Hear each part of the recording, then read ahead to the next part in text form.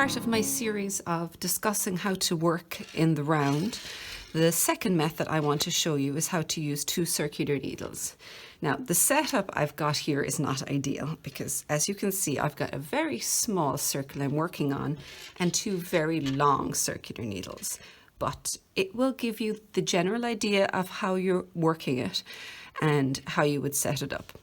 The advantages of using two circles is probably for slightly bigger items. So if you've got something that's kind of a little bit big for one circular infusing magic loop, but isn't quite big enough for the circular needle you've got, using two circulars is a good option because you're effectively faking a magic loop is the best way I can put it, really, because you're putting half of the stitches on each side and allowing that flexible cord to turn the corner so that you're not going to get a ladder.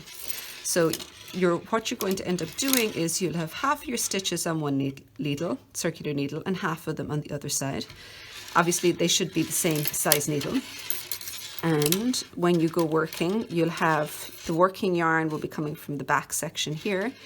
And then you're only ever going to be working with one cable at a time, or one cord. In this case, the front ones are on the blue cable, so I'm going to use the blue one. I'm going to join here and make sure when you join that you don't allow a gap to form between the two.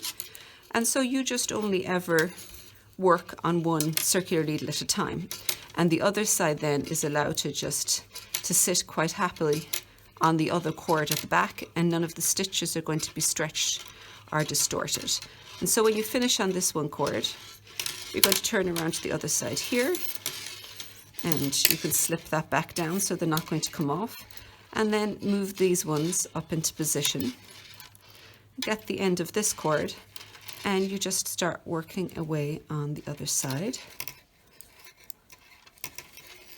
with a second circular needle.